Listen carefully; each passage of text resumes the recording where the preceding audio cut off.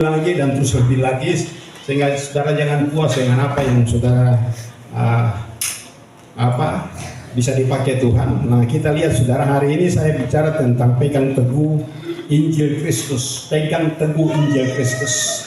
Sebab kalau saudara tidak pegang teguh Injil Kristus, saya percaya saudara bahwa saudara satu ketika saudara akan diberikan dua pilihan.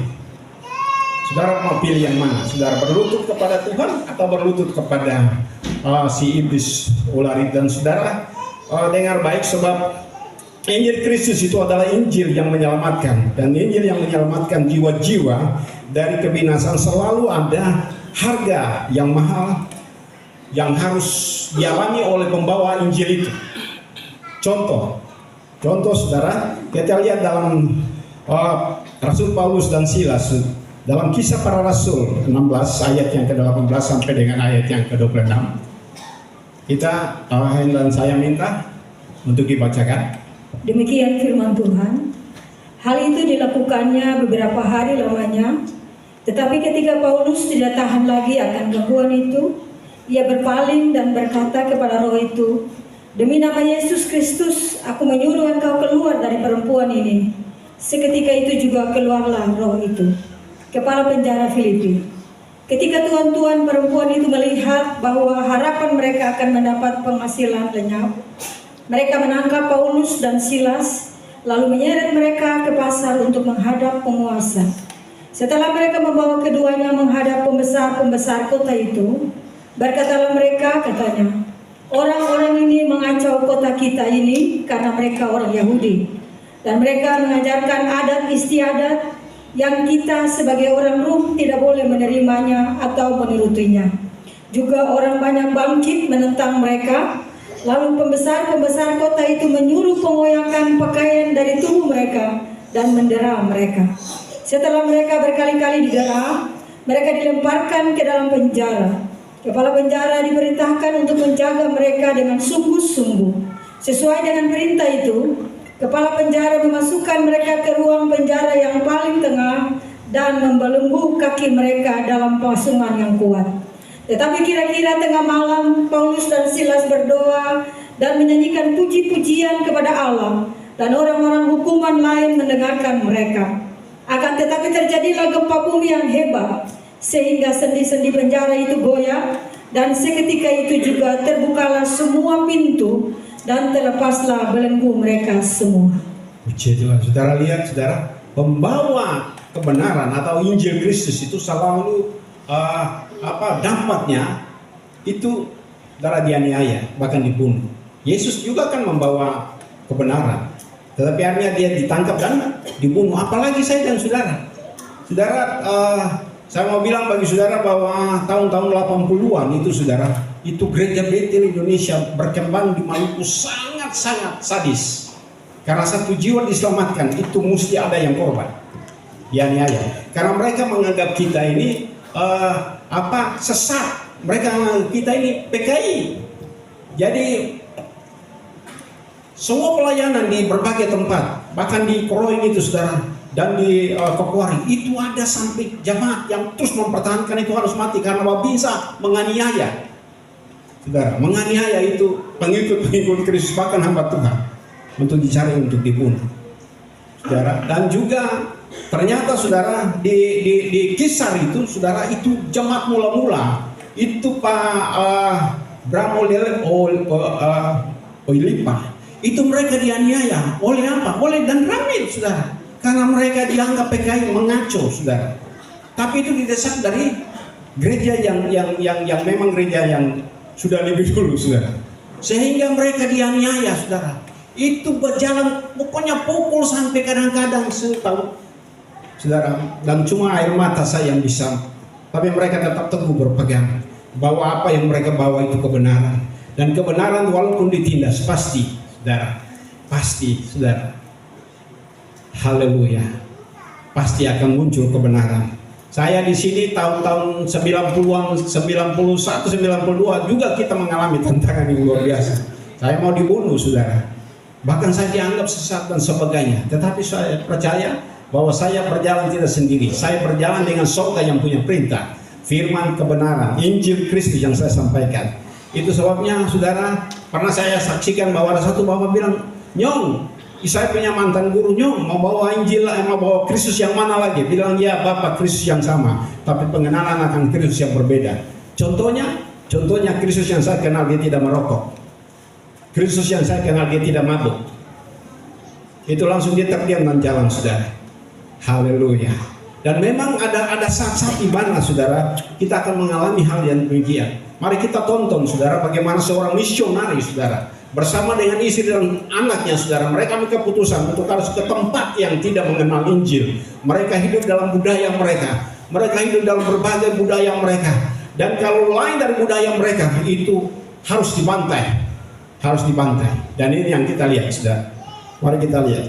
Bentar teman-teman, tahu nggak kisah di balik lagu I Have Decided to Follow Jesus? Lagu ini adalah kisah nyata yang mengguncang dunia di India. Sekitar 150 tahun yang lalu, Roh Kudus bekerja secara dahsyat dan membakar hati para misionaris, sehingga mereka pergi ke laut timur India ke wilayah Assam. Tempat itu penuh suku-suku pemburu kepala dan Injil belum pernah masuk ke sana. Tapi mujizat terjadi, ada satu keluarga yang menerima Yesus sebagai juru selamat. Kemudian berita itu menyebar dengan cepat sehingga kepala suku marah dan memanggil keluarga itu ke tengah desa. Dia berkata, "Tinggalkan iman barumu itu atau keluargamu akan mati." Sang ayah menjawab dengan imannya, "I have decided to follow Jesus, no turning back." Lalu anaknya dibunuh. Setelah itu kepala suku berkata dan mengancam lagi, "Masih mau bertahan? Istrimu berikutnya." Dan pria tersebut menjawab dengan air mata, "Though none go with me, still I will follow, no turning back." Lalu istrinya dibunuh, tinggal sang ayah sendirian yang berdiri. Dan dia tetap berkata, "The cross before me, the world behind me." Lalu ia pun dipanah dan mati. Tapi kisahnya belum selesai di sana, saudara. Kepala suku yang menyaksikan hal tersebut, dia terdiam, ia merenungi kasih pengampunan dan iman yang tak tergoyahkan tersebut. Lalu apa yang terjadi? Kepala suku tersebut menyerahkan dirinya kepada Yesus, dan satu persatu warga desa mengikuti Yesus. Hari ini suara mereka masih terus bergema, dan Tuhan masih mencari orang-orang yang mau berkata, "Mengikut Yesus keputusanku."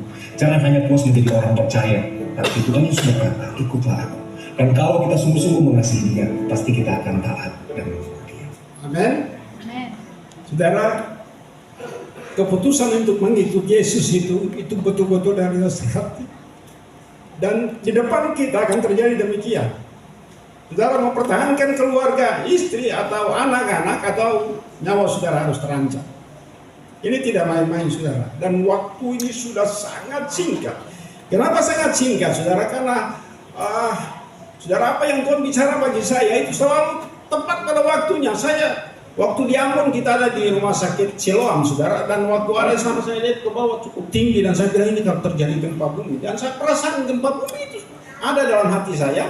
Dan waktu kami di tempat itu ini, lalu ada dia punya tempat kalau ada gempa bumi itu harus jalan, saudara. Waktu itu 7:30, saudara, lalu kita berpisah. Saudara dan saya dan ibu tidak ikut nonton film yang mereka harus nonton, tapi saya dan ibu harus kembali ke Watatiri, ya, kembali ke sana. Lalu sudah jam 10:30, saudara, anak-anak belum ada.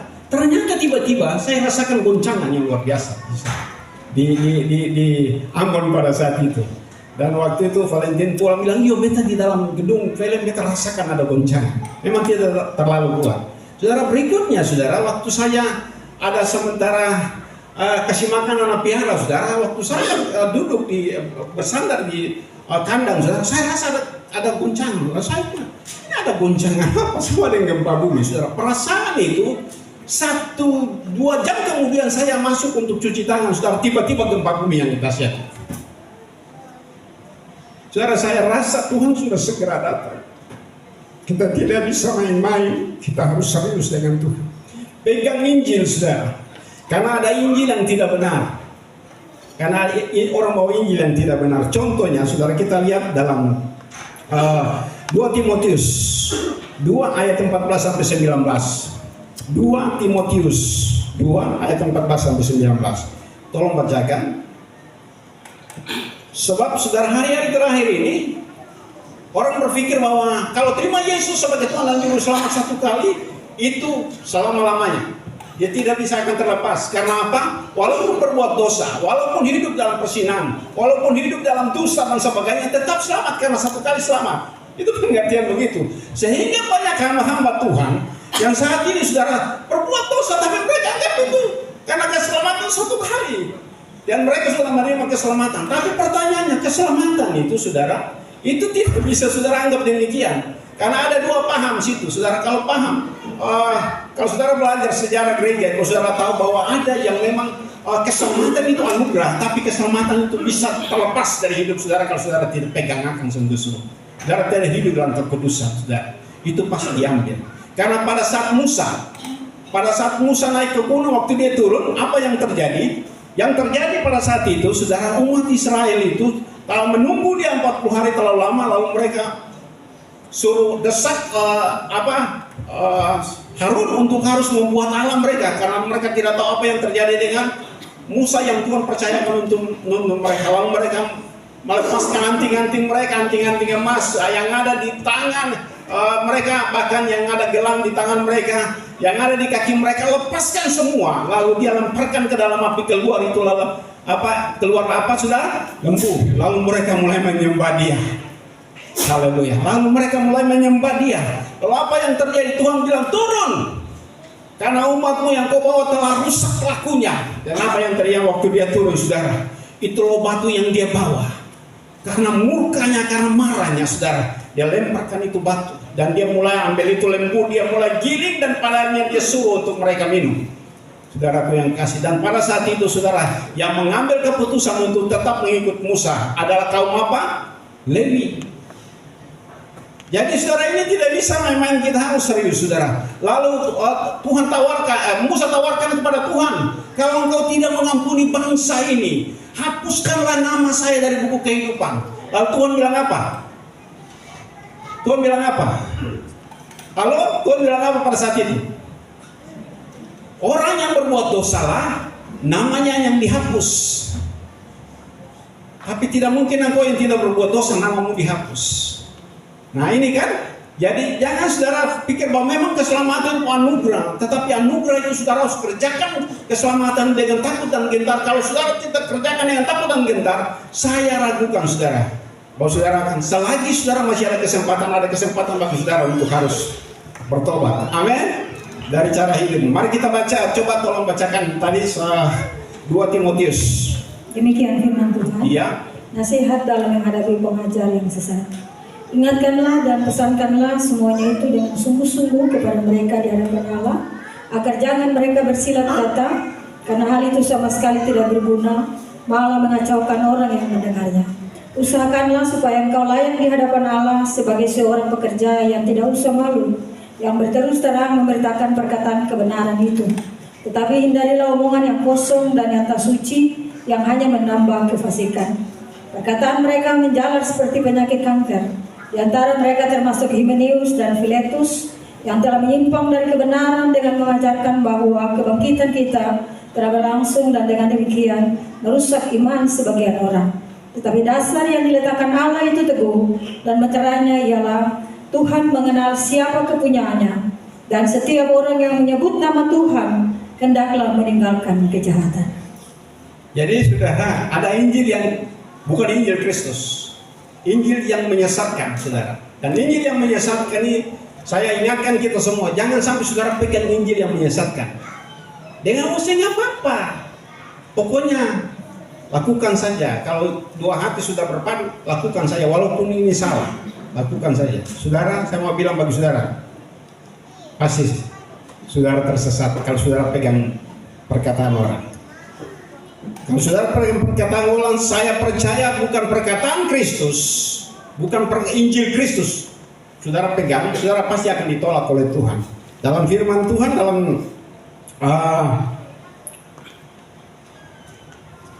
Matius 25 ayat yang ke-41, dan ia akan berkata juga kepada mereka yang di sebelah kirinya, kenyalah dari hadapanku, hai kamu orang-orang terkutuk, kenyalah di dalam api yang kekal yang telah disediakan untuk iblis dan malaikat-malaikatnya. Saudara, jadi kadang orang bilang bahwa Tuhan itu ya, Tuhanlah jahat, saudara. Lalu mereka katakan, kalau Tuhan kasih itu, kenapa Tuhan ciptakan neraka? Tuhan ciptakan neraka untuk siapa? Bukan untuk manusia, tapi untuk siapa? Kan Tuhan ciptakan neraka untuk siapa? Halo? untuk iblis dan malaikat-malaikat yang tidak taat. Tapi seringkali kita lebih mengikuti ketidaktaatan itu. Ada kesombongan di hati kita. Kita mau menyamai Tuhan. Akhirnya kita dilempar. Waktu dia dilemparkan ke dunia, dia tidak sendiri, Lucifer ini, tapi dia bawa pengikut-pengikutnya. Nah, saat ini pengikut-pengikut ini, dia bekerja tidak main-main. Dia bekerja dengan singkat karena dia tahu waktunya sudah singkat. Dia tahu waktunya sudah singkat dan dia tidak main-main, saudara. Dia tidak main-main. Dia betul-betul saudara bekerja dengan luar biasa untuk membawa saudara sehingga saudara meragukan firman Tuhan. Saudara meragukan Injil yang sesungguhnya. Dan saudara bisa terlepas. Keselamatan itu saudara bisa terlepas dari hidup saudara. Mari kita baca saudara dalam Galatia pasal 1 ayat yang ke-6 sampai ayat yang ke-10. Mari kita baca cepat-cepat. Kita mulai baca. Kita baca sama-sama saja 1, 2, 3 ayat yang ke-6. 1, 2, 3. Aku heran bahwa kamu begitu lekas berbalik daripada Dia yang oleh kasih karunia Kristus telah memanggil kamu dan mengikuti suatu jalan lain yang sebenarnya bukan Injil. Hanya ada orang yang mengacaukan kamu yang bermaksud untuk memutarbalikkan Injil Kristus. Tapi sekalipun kami atau seorang malaikat dari surga yang memberitakan kepada kamu suatu Injil yang berbeda dengan Injil yang telah kami beritakan kepadamu, terkutuklah dia. Seperti yang telah kami katakan dahulu, sekarang kukatakan sekali lagi, jikalau ada orang yang memberitakan kepadamu suatu Injil yang berbeda dengan apa yang telah kamu terima, terkutuklah dia. Ayat yang ke-10. Jadi bagaimana sekarang? Adakah ku cari kesukaan manusia atau kesukaan Allah? Adakah ku coba berkenan kepada manusia? Sekiranya aku masih mau mencoba berkenan kepada manusia, maka aku bukanlah hamba Kristus. Saudara, dalam Tuhan Yesus Kristus ternyata saudara,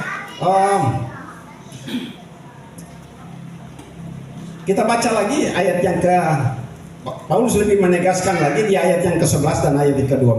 1, 2, 3. Sebab aku menegaskan kepadamu, saudara-saudaraku, bahwa Injil yang kuberitakan itu bukanlah Injil manusia. Karena aku bukan menerimanya dari manusia, dan bukan manusia yang mengajarkannya kepadaku, tetapi aku menerimanya oleh pernyataan Kristus Yesus. Saudara, Rasul Paulus ini di kota Korintus, saudara sudah seringkali saudara dengar bahwa kota Korintus ini kota metropolitan yang penuh dengan berbagai kejahatan di sana. Mereka betul-betul ada yang percaya kepada Kristus, tetapi ada Injil yang lain yang datang dan Rasul Paulus sangat menegaskan sekali kepada mereka bahwa jangan main-main dengan Injil. Injil yang sesungguhnya harus dipertahankan. Injil yang sesungguhnya harus dipertahankan karena memang pada akhirnya saudara, kalau kita tidak pertahankan Injil Kristus, saudara, kita akan digantikan dengan Injil. Jadi ada kadang-kadang orang sampaikan firman dibungkus dengan luar biasa, dia punya kemasannya. Tetapi orang yang sampaikan firman itu, saudara, kadang-kadang dia cuma menutup dia punya dosa, menutup dia punya kesalahan, dan dia pakai Injil yang itu menutup. Sehingga takutnya nanti kalau terlalu keras kita sampaikan firman Tuhan, jemaat bisa lari, saudara. Saya percaya jemaat ini milik Tuhan. Tuhan punya, dan kita tidak bisa untuk menjaga jemaat yang banyak, saudara. Hari-hari terakhir ini, saudara, banyak gereja-gereja besar sekarang tergoncang. Jangan di Indonesia, di Ambon saja, saudara, banyak gereja besar tergoncangkan saat ini, saudara. Kenapa? Karena mereka selalu di zona nyaman. Hamba-hamba Tuhan serasa terlalu dipakai Tuhan lalu langsat bahwa harus dihormati, harus dihargai, saudara. Para saudara, mari kita tahu bahwa kita siapa di hadapan Tuhan. Dan terjadi, saudara, Tuhan yang kasih pergeseran yang luar biasa. Kenapa terjadi kegeseran itu, saudara? Karena kita akan berdoa sama, berdoa atau tidak berdoa sama saja. Nah, saudara, orang yang berdoa dan orang yang tidak berdoa tidak sama. Amin. Orang yang beribadah dengan orang yang tidak beribadah tidak akan pernah sama. Tidak pernah akan sama. Orang yang sekolah dan orang yang tidak sekolah tidak pernah akan sama. Jadi saudara tidak bisa main-main, saudara. Betul-betul saudara harus tahu bahwa saudara harus beda, tampil berbeda. Saudara tampil memegang firman Tuhan, walaupun saudara tidak sekolah teologi sekalipun. saudara tidak lulus teologi sekalipun, tapi kalau saudara pegang firman Tuhan, lebih baik daripada mereka yang lulus teologi sampai sudah S3, bahkan sudah sampai profesor, tapi kalau mereka meniadakan Injil yang sesungguhnya itu, saudara, luar biasa. Kan Injil yang sesungguhnya itu, saudara, kemarin di pasar kayak turun ke Blessing Center, saudara, dan dia sampaikan kan mereka punya hari ulang tahun di sana, dan saat itu juga luar biasa, saudara, dia sampaikan, dan dia bilang begini, kadang-kadang kita berpikir bahwa perguruan itu hanya di perjanjian lama, perjanjian baru enggak ada. Dia katakan begini, itu cuma saudara mau membela itu karena saudara kikir. Saudara mau membela karena saudara skakar, tidak mau memberi. Dan orang yang tidak mau memberi, saudaraku yang kekasih dalam Tuhan Yesus Kristus, dia katakan bahwa saudara orang kikir, dan orang kikir itu tidak akan masuk surga. Kan ini firman Tuhan bilang begitu. Jadi jangan satu lalu begitu, mulai mereka abaikan perpuluhan, saudara. Padahal perpuluhan itu dari zaman Musa dan sampai zaman Yesus. Makanya waktu itu kan ada murid-murid tanya kami harus berikan persembahan kepada kaisar atau enggak? Tuhan Yesus bilang apa? Coba kasih uang itu. Ini gambar siapa? Gambar kaisar. Kaisar punya, berikan kepada kaisar. Tapi apa yang Tuhan punya, berikan kepada Tuhan. Kan begitu. Jadi saudara, semua yang saudara miliki itu Tuhan punya. Jabatan, kedudukan, uang, bahkan harta yang banyak. Saudara memiliki tanah yang banyak, itu Tuhan punya. Tuhan akan pinjamkan bagi saudara. Tapi kalau saudara tidak tahu mengelolanya, saudara, itu waktu Taman Eden diciptakan, saudara, itu semua telah lengkap. Lalu Tuhan suruhkan Adam untuk masuk ke sana untuk apa? Untuk apa? Mengelola dan mengerjakannya. Gitu, saudara. Jadi ini Tuhan punya semua kekayaan. Saudara punya apartemen berapa banyak, saudara punya kos-kosan berapa banyak, berapa tingkat, dan pemasukan setiap bulan berapa. Itu Tuhan punya semua.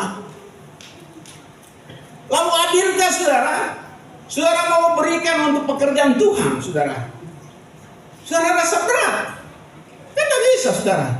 Saya telah sepakat, saudara. Saya telah dalam hati Tuhan bicara dan saya bilang, saudara, saya tidak akan berdoa lagi untuk secepatnya pembangunan gereja terjadi. Saya rebut 1 jiwa untuk masuk dalam kerjaan surga jauh lebih besar nilai, dan nanti Tuhan yang beracara dengan pembangunan gereja. Karena dengan bersamaan, saudara, kita bangun, ngadain sholat, bangun juga di larat sementara sudah mau selesai, dan dalam tahun ini harus selesai. Dan kita juga rencana untuk bangun rumah doa di Lermata dalam keadaan yang sama. Lalu Tuhan bicara kepada saya, Yonas, rebutkan itu 1 jiwa, karena 1 jiwa itu lebih berharga daripada pembangunan rumah itu.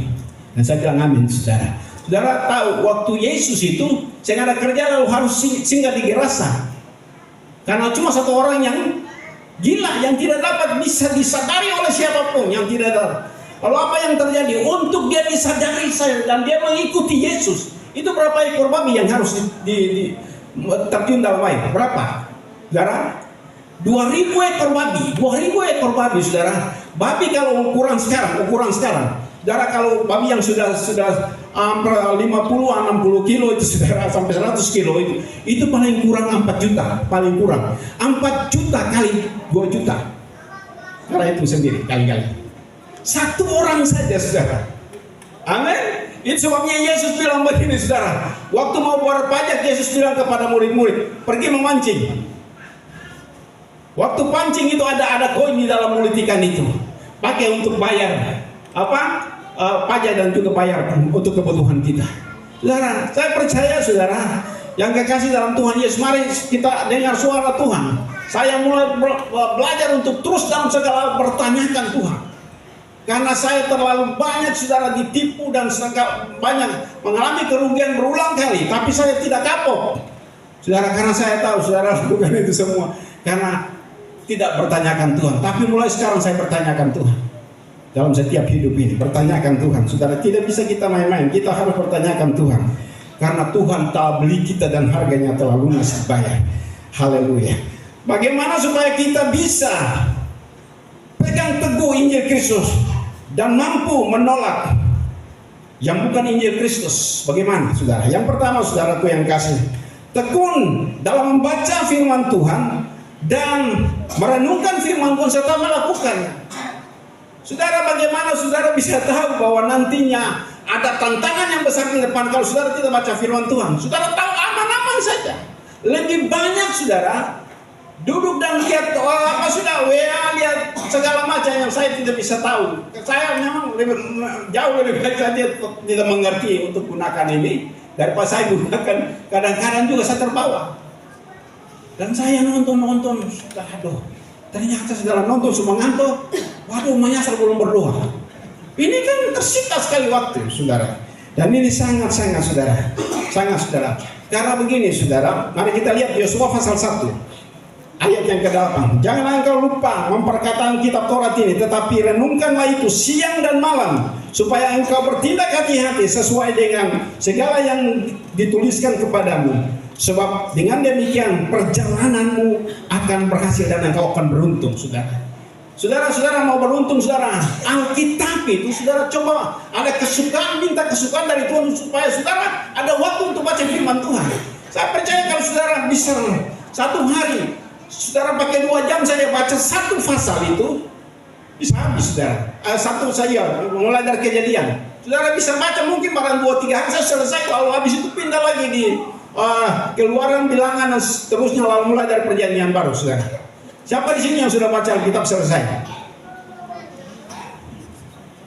Siapa di sini sudah baca Alkitab selesai? Pasti semua yang sekolah Alkitab sudah baca Alkitab sudah selesai. Haleluya. Dan saudara jangan pikir setelah baca selesai, saudara sudah tahu. Tidak bisa. Belajar terus, baca terus, saudara. Baca terus. Baru setelah baca, jangan cuma baca, tapi renungkan. Nanti Roh Kudus akan tuntun saudara dan dia akan berikan pengertian bagi saudara, sehingga dengan pengertian itu saudara akan melakukannya. Saudara akan melakukannya dalam kehidupan saudara, sehingga saudara tidak akan tertipu dengan injil-injil yang palsu. Nanti ke depan kita, saudara, banyak sekali injil palsu yang datang untuk membuat saudara, padahal saudara mengaku dan saudara berlutut, saudara menerima cap. Saudara bisa bebas berbelanja, tapi saudara yang dikasih, pada saatnya murka Tuhan turun atas kehidupanmu yang berlutut kepada iblis si naga tua itu. Haleluya. Dan engkau bebas berbelanja hanya 3,5 tahun. Setelah itu murka Tuhan datang kepada engkau. Lebih baik pada saat itu engkau mati daripada engkau harus menerima cap itu. Dan saudara, ini kan kita semua dalam proses itu, karena semua KTP kita, KTP apa? Sumber ini, dan semua KTP kita itu sudah kontak langsung dengan internet dan kontak langsung dengan, dan saudara hati-hati, saudara. Saya bilang hati-hati saja. Haleluya. Nah, kita lihat lagi dalam Wahyu pasal 1 ayat 3. Berbahagialah yang membacakan dan mereka yang mendengarkan kata-kata nubuat ini dan yang menuruti apa yang ada tertulis di dalamnya, sebab waktunya sudah dekat. Ini waktu sudah dekat, saudara. Jadi kalau saudara lebih banyak untuk melihat, saudara punya saudara, pengusaha ini kadang-kadang lihat bon, siapa yang belum bayar. Kalau saudara tidak punya waktu untuk baca Alkitab, saudara, kalau saudara tidak punya waktu baca Alkitab, saudara, itu sangat-sangat saya sebagai hamba Tuhan saya ingatkan, saudara. Karena Mazmur pasal yang ke-1 ayat yang kedua dan ketiga, tetapi yang kesukaannya ialah Taurat Tuhan, dan yang merenungkan Taurat itu siang dan malam. Ayat 3, ia seperti pohon yang ditanam di tepian air, yang menghasilkan buahnya dan yang tidak layu daunnya. Apa saja yang dikerjakannya berhasil. Berhasil, saudara. Haleluya. Mari kita lihat, saudara, yang saya bilang, kalau saudara tidak baca Alkitab dan renungkan Alkitab, dan saudara tidak melakukan Alkitab, ke depan saudara ini akan terjadi. Mari kita lihat video ini. Ya, ini ada keputusan ke depan kita nih, waktu sudah sangat singkat. Mari kita lihat video ini.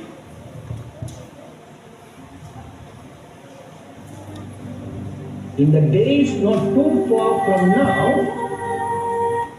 Coba hapus itu in the days firman not dulu, too Pak. far from now, we will all have to make one choice. To bow down to the living God or to bow down to the image of the beast. And please, menuju kesudahan akhir zaman. Kesudahan akhir zaman, chip akan dipasang. Pak, dipasang nanti dahi atau di tangan. Catat teman-teman, waktunya sudah habis. Waktunya sudah singkat. Saya bilang waktunya sudah habis. Bahkan puncaknya nanti kita akan dipasang chip. Kalau enggak, kita mati sudah. Kita tidak bisa bergerak. satu chip yang ditanamkan dalam tubuh manusia. Nah, di sini kekuatan memaksanya harus ada. Kekuatan memaksanya itu adalah kekuatan memaksa. Saudara mau apa kalau pemerintah yang paksakan saudara untuk? Kalau saudara tidak pakai itu, saudara tidak bisa belanja dengan bebas. Saudara punya uang yang banyak, tapi saudara tidak bisa membeli. Saudara punya apa? Harta yang banyak, tapi tidak bisa menjual. Mau menjual, terima cap. Ini kan pilihan. Halo? Halo? Dan ini waktu sudah sangat singkat, saudara. Coba renungkan itu dan terus renungkan itu. Kalau saudara tidak baca Alkitab, saudara akan terbawa dan saudara pasti akan serahkan diri. Waduh, beta kan mau jual ini, beta barang banyak mau laku. Terima, jual, saudara. Beta uang banyak, beta mau beli segala sesuatu, saudara. Itu sebab dalam nama Tuhan Yesus Kristus, saudara, mari kita lihat, saudara, apa yang paling urgent, apa yang paling utama yang harus kita lakukan dalam hidup ini. Baca firman Tuhan ini, karena firman Tuhan yang akan menyelamatkan saudara pada hari itu, saudara. Karena hari itu, saudara, tidak lama lagi. Kemarin saya ikut ketua umum Gereja Betel Indonesia, dia bicara tentang Yesus yang akan datang menjadi raja di Palestina. Disampaikan itu, saudara. Dan itu pasti akan terjadi, saudara. Semua ayat-ayat dukungan ada, tetapi sebelum itu terjadi, saudara, dia akan datang yang pertama itu, dia mengangkat orang yang hidup lalu diubahkan dan ketemu dengan Tuhan dalam tubuh yang tidak binasa. Yang mati dalam Tuhan pun akan diangkat. Lalu pada saat itu akan terjadi, iblis akan menguasai, antikris akan menguasai, saudara. Tapi tidak tahu siapa dia itu antikris. Kita tidak bisa andai-andai, saudara. Tapi pasti itu akan terjadi. Firman Tuhan pasti akan digenapi. Haleluya. Yang kedua, saudaraku yang kasih, kita harus tahu diri bahwa kita dipanggil Kristus untuk menjadi hamba Kristus. Jadi kita dipanggil oleh Kristus untuk menjadi hamba Kristus, bukan hamba manusia. Bukan hamba uang. Saudara, kita butuh uang, tapi kita tidak boleh jadi hamba uang. Cari uang, saudara. Semua waktu itu pakai cari uang, karena waktu itu adalah uang, saudara. Jangan saudara pakai waktu semua percari uang, saudara. Tapi pakai waktu juga untuk cari Tuhan, selagi dia masih bisa ditemui. Betul? Berserulah kepada dia selagi dia masih dengar. Saudara,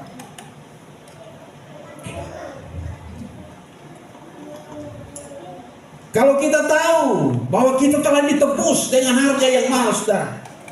Kita ini, saya dan saudara ini telah ditebus dengan harga yang mahal. Siapa di sini yang ditebus dengan harga yang murah?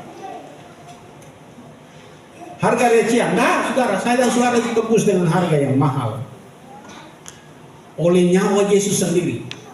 Lihat 1 Petrus pasal yang ke-1 ayat 18 dan 19. Ayat 18 dia katakan, sebab kamu tahu bahwa kamu telah ditebus dari cara hidupmu yang sia-sia yang kamu warisi dari nenek moyangmu itu, bukan dengan barang yang fana, bukan pula dengan perak atau emas. Ayat yang ke-9, melainkan dengan darah yang mahal, yaitu darah Kristus, yang sama dengan darah anak domba yang tidak bercacat celah. Saudara, kalau saudara dan saya dibeli, saudara tahu diri atau enggak? Semua yang saudara punya, Tuhan punya. Karena hidup saudara, Tuhan sudah beli. Dia beli dengan lunas, dia tidak kredit.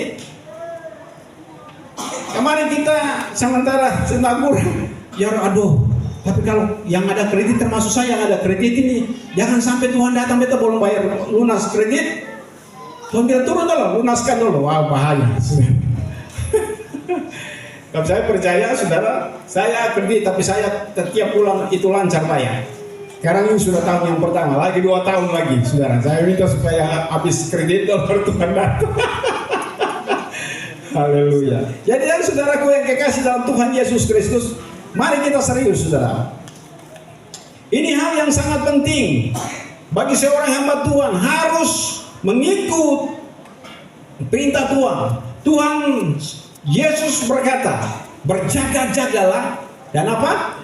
Berdoalah. Supaya apa? Supaya jangan kamu jatuh ke dalam pencobaan. Memang roh penurut tapi daging lemah. Nah, ketong selama ini ketong selalu berbicara tentang bukan masih manusia. Ini berbicara tentang kedagingan kita. Masih manusia, sehingga ada waktu. Dan sehingga ada waktu, saudara.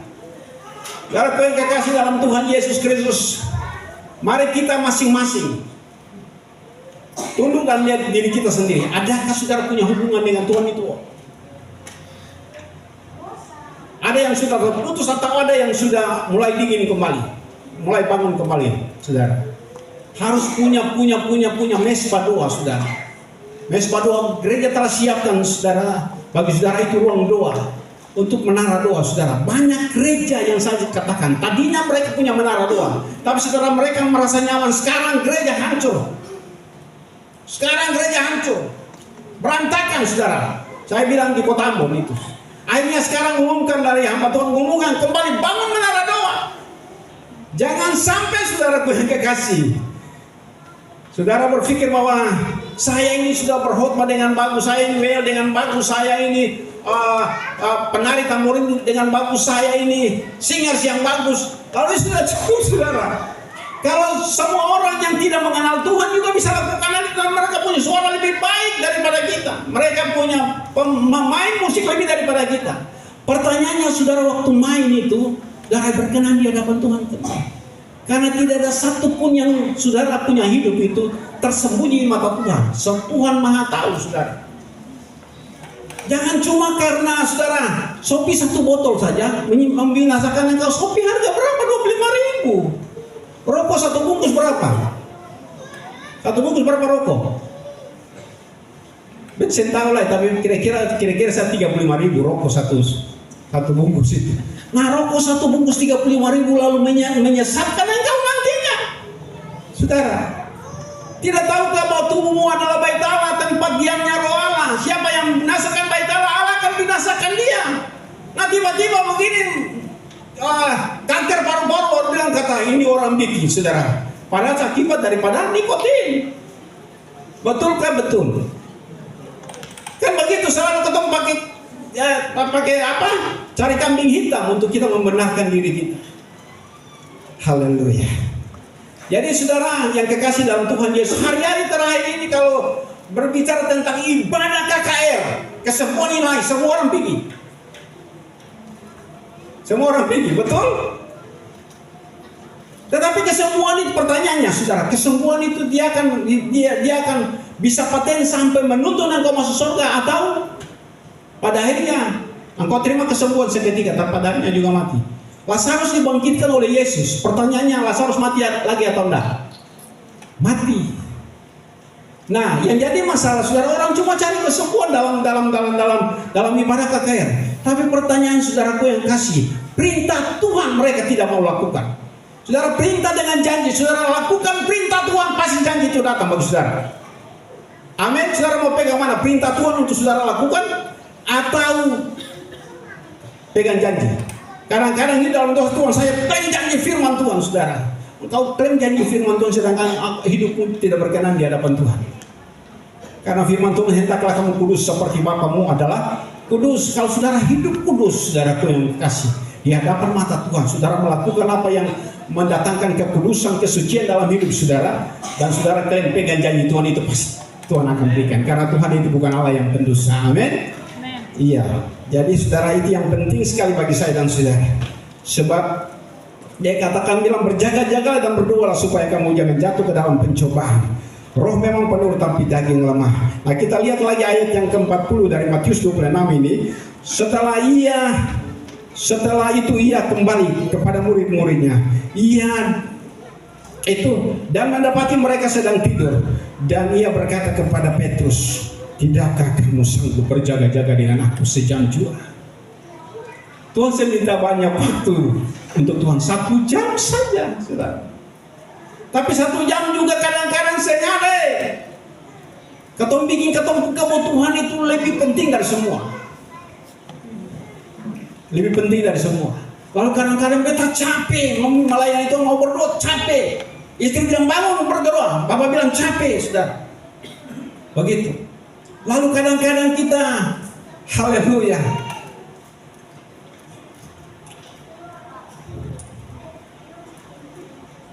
hal yang besar kita jadikan yang hal yang kecil. Setelah hal yang kecil kita jadikan hal luar biasa, saudara.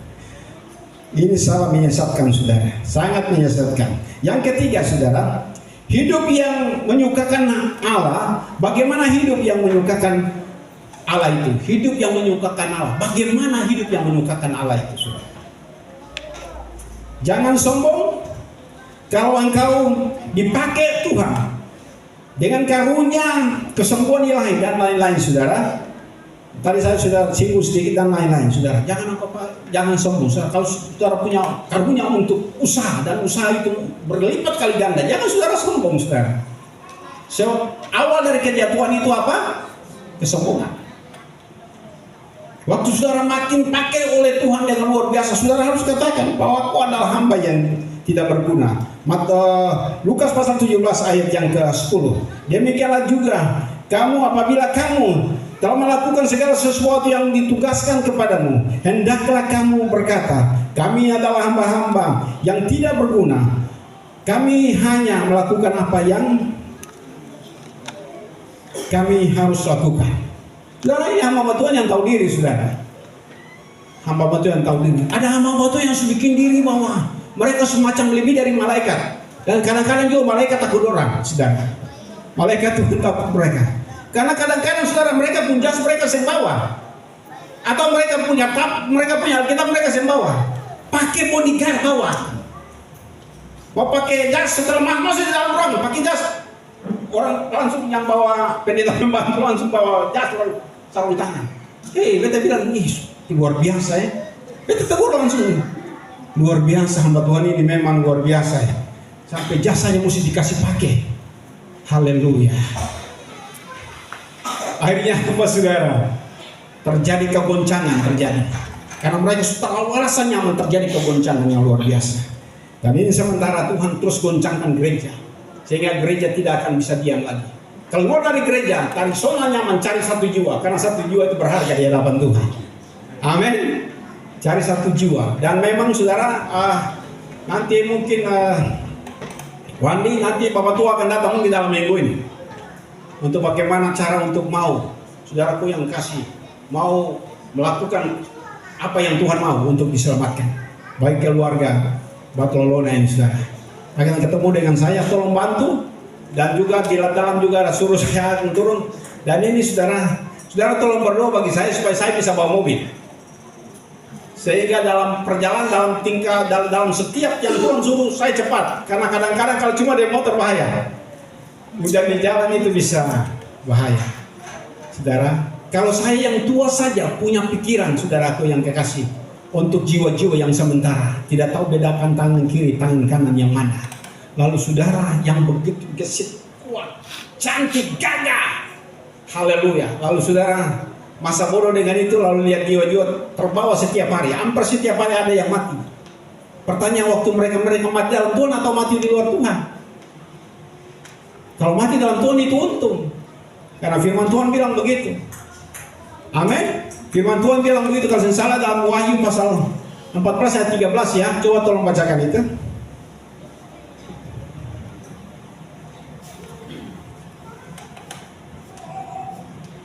Demikian firman Tuhan. Dan aku mendengar suara dari sorga berkata, tuliskan, berbahagialah orang-orang mati yang mati dalam Tuhan sejak sekarang ini. Sungguh kata Roh, supaya mereka boleh beristirahat dari jerih lelah mereka, karena segala perbuatan mereka menyertai mereka. Saudara yang kekasih, saudara kalau tidak bisa sampai kepada saat Antikris akan kuasai dunia, lebih saudara minta untuk Tuhan cabut saudara punya nyawa saudara kalau saudara tidak berfungsi dengan baik, saudara tidak gunakan waktu dengan baik. Saudara, Sepal kita bilang begitu saudara, kalau saudara tidak berfungsi lagi bagi kerajaan surga, berarti saudara berfungsi bagi kerajaan maut.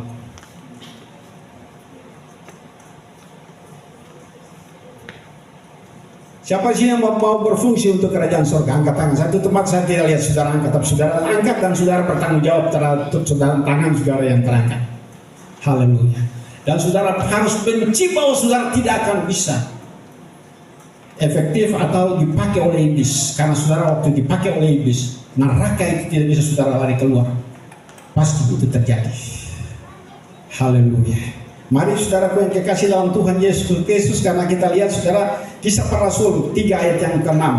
Tetapi Petrus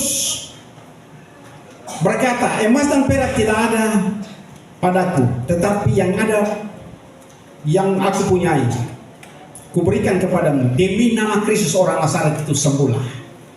Kan waktu apa sudah dia ini buta atau apa? Lumpuh ya? Buta ya? Halo? Yang di Gerbang Indah ini? Lumpuh ya, dia lumpuh sejak. Jadi setiap kali ada tergoncang di kolam Siloam itu, saudara, sampai lebih dulu turun dia sembuh. Tapi saya katakan tolong dia karena dia lumpuh, saudara. Dan waktu mereka mau masuk dalam bait Allah, lalu dia punya tugas untuk meminta-minta sedekah. Waktu dia minta sedekah, dia dapat sedekah. Itu ada orang, saudara, yang angkat tangga dia juga dapat bagian. Dari itu, dari pengemisnya itu ada orang dapat bagian, saudara. Makanya banyak orang yang ada geng-geng yang pakai orang untuk minta-minta, tapi geng-geng itu juga dapat bagian daripada minta-minta itu. Begitu saudara. Lalu apa yang terjadi saudara? Waktu mereka masuk, lalu dia mulai meminta kepada mereka. Lalu tetapi Petrus berkata, emas dan perak tidak ada padaku, tetapi apa yang kupunyai kuberikan kepadamu. Demi nama Kristus orang Nazaret itu, berjalanlah. Haleluya.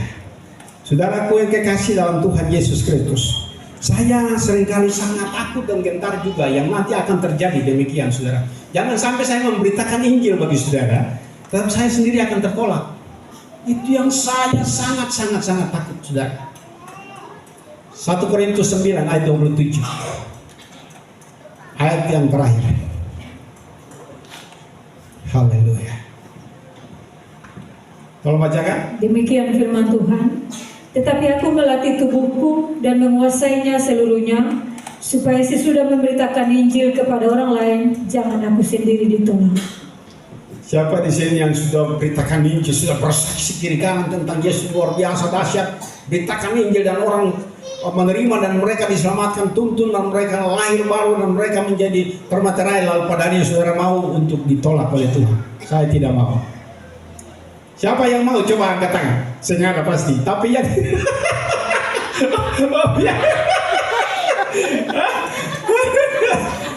saudara yang dikasih dalam Tuhan Yesus Kristus, sekali lagi saudara yang kasih, saudara memberitakan Injil, orang selamat dan saudara harus selamat.